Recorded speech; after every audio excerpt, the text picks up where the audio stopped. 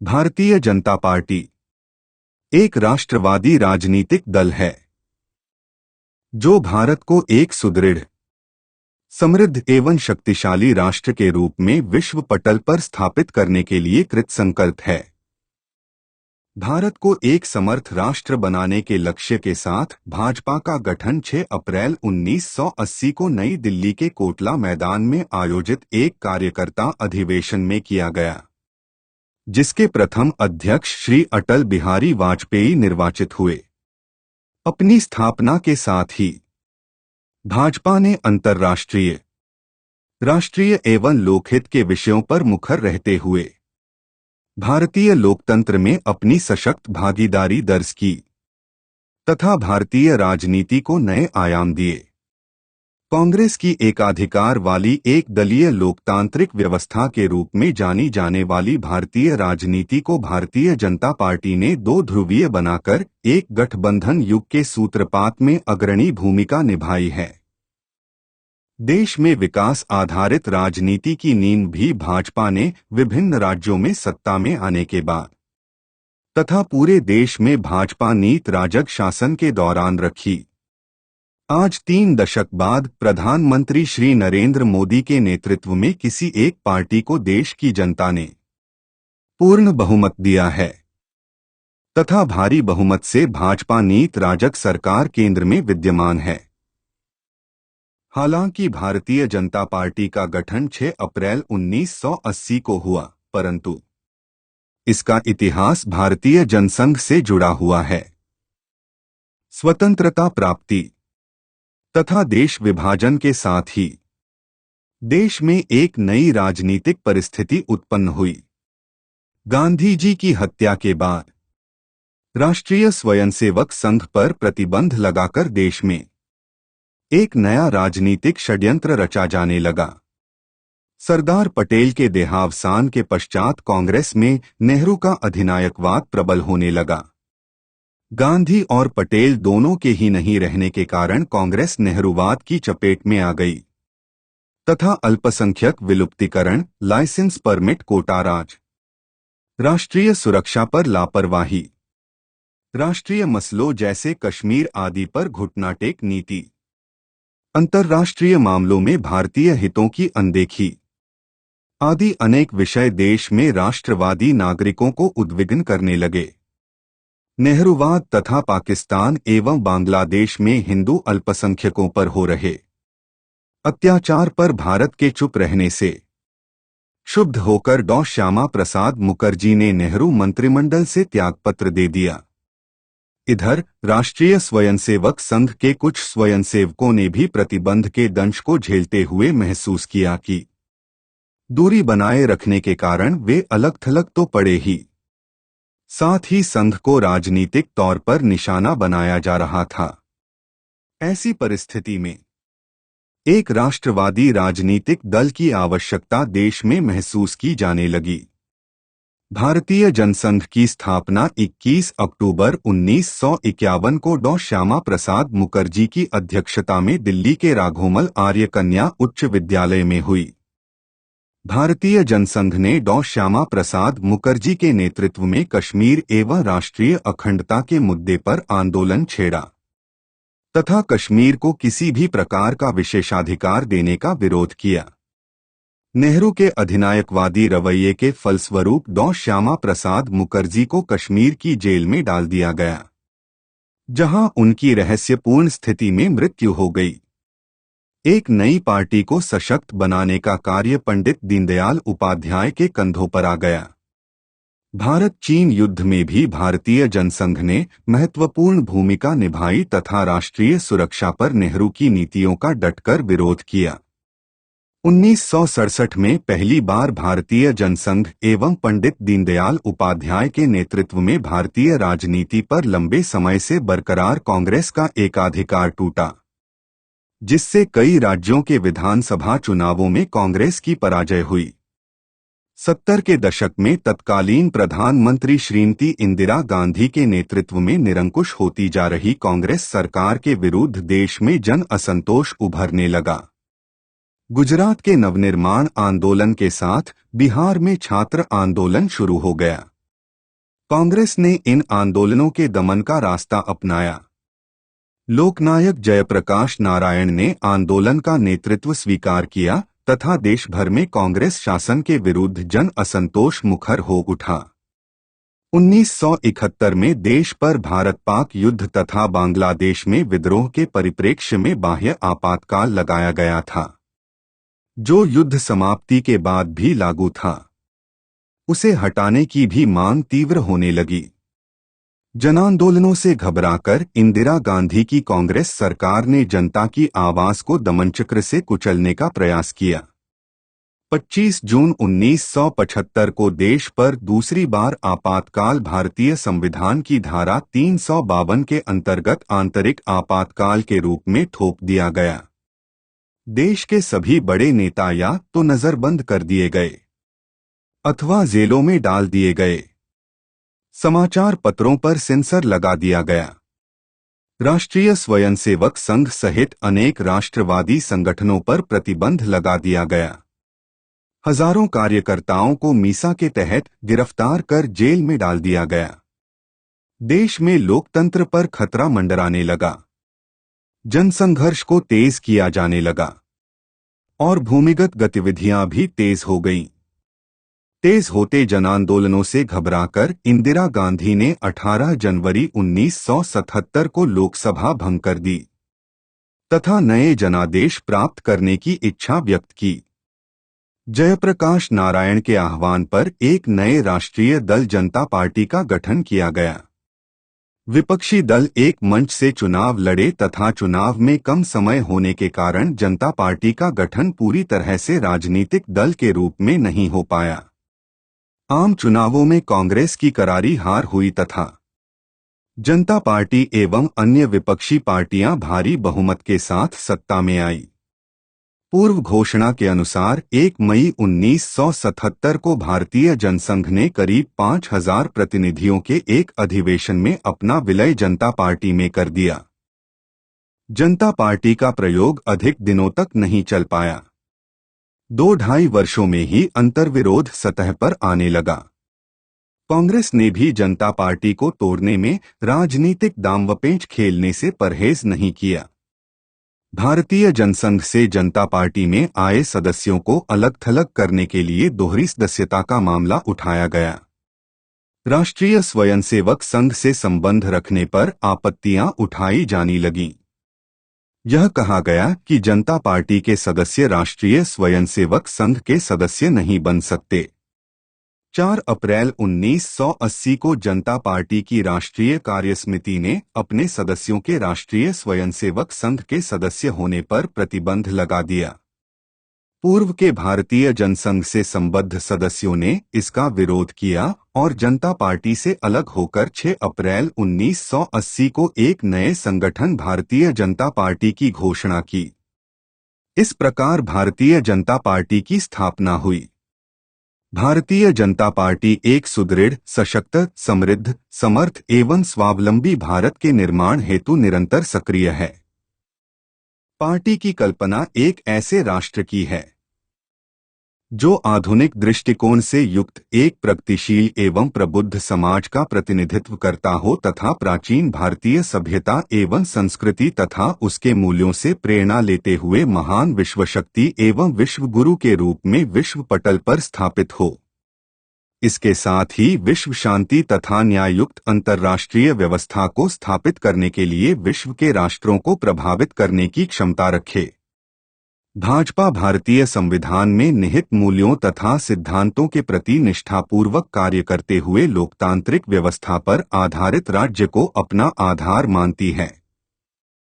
Party का लक्ष्य एक ऐसे लोकतांत्रिक राज्य की स्थापना करना है जिसमें जाति, संप्रदाय अथवा लिंगभेद के बिना सभी नागरिकों को राजनीतिक, सामाजिक एवं आर्थिक न्याय, समान अवसर तथा धार्मिक विश्वास एवं अभिव्यक्ति की स्वतंत्रता सुनिश्चित हो। भाजपा ने पंडित दीनदयाल उपाध्याय द्वारा प्रतिपादित एकात्म मानव दर्शन को अपने वैचारिक दर्शन के रूप में अपनाया है। साथ ही पार्टी का अंत्योदय, सुशासन, सांस्कृतिक राष्ट्रवाद, विकास एवं सुरक्षा पर भी विशेष जोर है। पार्टी ने 5 प्रमुख सिद्धांतों के प्रति भी अपनी निष्ठा व्यक्त की, जिन्हें पंचनिष्ठा कहते हैं। राष्ट्रवाद एवं राष्ट्रीय अखंडता, लोकतंत्र, सकारात्मक पंथनिरपेक्षता, सर्वधर्मसमभाव, गांधीवादी समाजवाद, सामाजिक आर्थिक विषयों पर गांधीवादी दृष्टिकोण द्वारा शोषण मुक्त समरस समाज की स्थापना तथा मूल्य आधारित राजनीति। श्री अटल बिहारी वाजपेयी भारतीय जनता पार्टी के प्रथम अध्यक्ष निर्वाचित हुए। अपनी स्थापना के साथ ही भाजपा राष्ट्रीय राजनीति में सक्रिय हो गई। गैर कांग्रेसी दल एक मंच पर आए तथा 1989 के आम चुनावों में राजीव गांधी के नेतृत्व में कांग्रेस को भारी पराजय का सामना करना पड़ा। वीपी सिंह के नेतृत्व में गठित राष्ट्रीय मोर्चे की सरकार को भाजपा ने बाहर से समर्थन दिया। इसी बीच देश में राम मंदिर के लिए आंदोलन शुरू हुआ। तत्कालीन भाजपा अध्यक्ष श्री लालकृष्ण आडवाणी ने सोमनाथ से अयोध्या तक के लिए रथ यात्रा शुरू की। राम मंदिर आंदोलन को मिले भारी जनसमर्थन एवं भाजपा की बढ़ती लोकप्रियता से घबराकर आडवाणी जी की रथ यात्रा को बीच में ही रोक दिया गया। भाजपा ने राष्ट्रीय मोर्चा सरकार से समर्थन वापस ले लिया और वीपी सिंह सरकार गिर गई तथा कांग्रेस के समर्थन से चंद्रशेखर देश के अगले प्रधानमंत्री बने। आने वाले आम चुनावों में भाजपा का जनसमर्थन लगातार बढ़ता गया। इसी बीच नरसिम्हा राव के नेतृत्व में कांग्रेस तथा कांग्रेस के समर्थन से संयुक्त मोर्चे की सरकारों का शासन देश पर रहा, जिस दौरान भ्रष्टाचार, अराजकता एवं कुशासन के कई कीर्तिमान स्थापित हुए। 1996 के आम चुनावों में भाजपा को लोकसभा में 161 सीटें प्राप्त हुईं। भाजपा ने लोकसभा में 1989 में 85, 1991 में 120 तथा 1996 में 161 सीटें प्राप्त कीं। भाजपा का जनसमर्थन लगातार बढ़ रहा था। श्री अटल बिहारी वाजपेयी के नेतृत्व में पहली बार भाजपा सरकार ने 1996 में शपथ ली, परंतु पर्याप्त समर्थन के अभाव में यह सरकार मात्र 13 दिन ही चल पाई। इसके बाद 1998 के आम चुनावों में भाजपा ने 182 सीटों पर जीत दर्ज की और श्री अटल बिहारी वाजपेयी के नेतृत्व में राष्ट्रीय जनतांत्रिक गठबंधन की सरकार ने शपथ ली, परंतु जयललिता के नेतृत्व में अन्नाद्रमुक द्वारा समर्थन वापस लिए जाने के कारण सरकार लोकसभा में विश्वासमत के दौरान एक वोट से गिर गई, जिसके पीछे वह अनैतिक आचरण था, जिसमें उड़ीसा के तत्कालीन कांग्रेसी मुख्यमंत्री गिरिधर गोमांग ने पद पर रहते हुए भी लोकसभा की सदस्यता नहीं छोड़ी तथा विश्वासमत के दौरान सरकार के विरुद्ध मतदान किया। कांग्रेस के इस अवैध और अनैतिक आचरण के कारण ही देश को आम चुनावों का सामना करना पड़ा। 1999 में भाजपा 182 सीटों पर पुनः विजय मिली तथा राष्ट्रीय जनतांत्रिक गठबंधन को 306 सीटें प्राप्त हुईं। श्री अटल बिहारी वाजपेयी के नेतृत्व में भाजपानीत राजग की सरकार बनी। भाजपानीत राजग सरकार ने श्री अटल बिहारी के नेतृत्व में विकास के अनेक नए प्रतिमान स्थापित किए।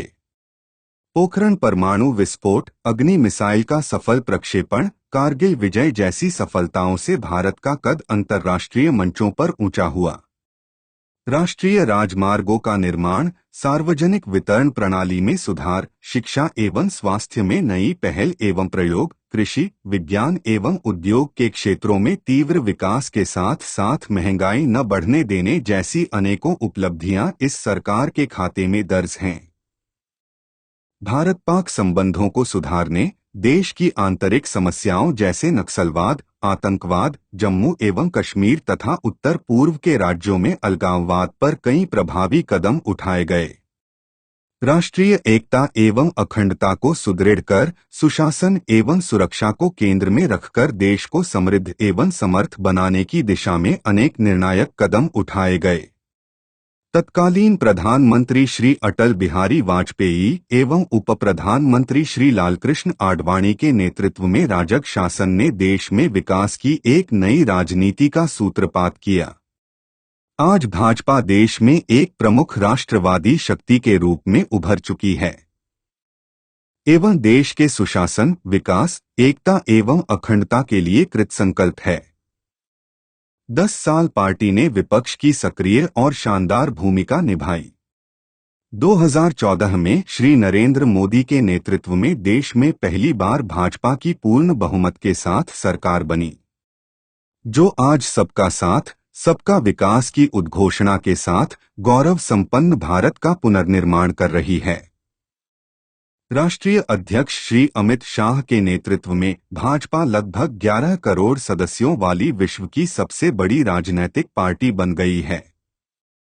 26 मई 2014 को श्री नरेंद्र दामोदर दास मोदी ने भारत के प्रधानमंत्री के तौर पर शपथ ग्रहण की। मोदी जी के नेतृत्व में भाजपा सरकार ने कम समय में ही अभूतपूर्व उपलब्धियां हासिल की हैं। उन्होंने विश्व में भारत की गरिमा को पुनः स्थापित किया, राजनीति पर लोगों के विश्वास को फिर से स्थापित किया, अनेक अभिनव योजनाओं के माध्यम से नए युग की शुरुआत की, अंत्योदय, सुशासन, विकास एवं समृद्धि के रास्ते पर देश बढ़ चला है। आर्थिक और सामाजिक सुधार सुरक्षित जीवन जीने का मार्ग उपलब्ध करा रहे हैं। किसानों के लिए ऋण से लेकर खाद तक की नई नीतियां जैसे प्रधानमंत्री कृषि सिंचाई योजना, सॉयल हेल्थ कार्ड ने कृषि के तीव्र विकास की अलख जगाई है। ये नया युग है सुशासन का। चाहे आदर्श ग्राम योजना हो, स्वच्छता अभियान या फिर योग के सहारे भारत को स्वच्छ बनाने का अभियान, इन सभी कदमों से देश को एक नई ऊर्जा मिली है। भाजपा की मोदी सरकार ने make in India, skill India, Amrit mission, Deendayal Gram Jyoti Yojana, digital India जैसी योजनाओं से भारत को आधुनिक और सशक्त बनाने की दिशा में मजबूत कदम उठाया है। जनधन योजना, बेटी बचाओ बेटी पढ़ाओ, सुकन्या समृद्धि योजना जैसी अनेक योजनाएं देश में एक नई क्रांति का सूत्रपात कर रही हैं। भाजपा सरकार ने देशवासियों को विश्व की सबसे बड़ी सामाजिक सुरक्षा योजना का उपहार दिया है। राष्ट्रीय अखंडता, कश्मीर के भारत में पूर्ण विलय, कबाली वेश में पाकिस्तानी आक्रमण के प्रतिकार, परमिट व्यवस्था एवं धारा 370 की समाप्ति व पृथकतावाद से निरंतर संघर्ष करने वाली एकमात्र पार्टी भारतीय जनसंघ या भाजपा है। अन्यथा कश्मीर का बचना कठिन था।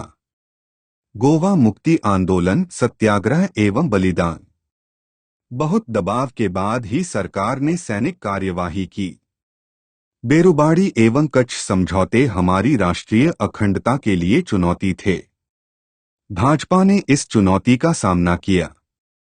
आज भी देश में राष्ट्रीय अखंडता के मुद्दे उठाना, पृथकतावाद से जूझना एवं इस निमित्त समाज को निरंतर जागृत रखने का काम भाजपा ही कर रही है। देश को परमाणु शक्ति संपन्न कर भारत पर हमलों की हिमाकत करने वालों को अटल जी की सरकार ने सीधा संदेश दिया। प्रथम चरण में जब स्वतंत्रता आंदोलन के सभी नेता सत्ता पक्ष में जा बैठे थे, विपक्ष या तो था ही नहीं या राष्ट्रभक्ति से शून्य वामपंथियों के पास था। तब जनसंघ ने चुनौती को स्वीकार किया तथा भारत के लोकतंत्र को भारतीय जनसंघ के रूप में सबल विपक्ष दिया। 1967 में जनसंघ दूसरा बड़ा दल बन गया था। चुनाव सुधार के मुद्दे उठाने वाला एकमात्र राजनीतिक दल जनसंघ या भाजपा ही है। लोकतांत्रिक मर्यादाओं को हमारी पार्टी ने बल दिया और उनका उल्लंघन नहीं होने दिया।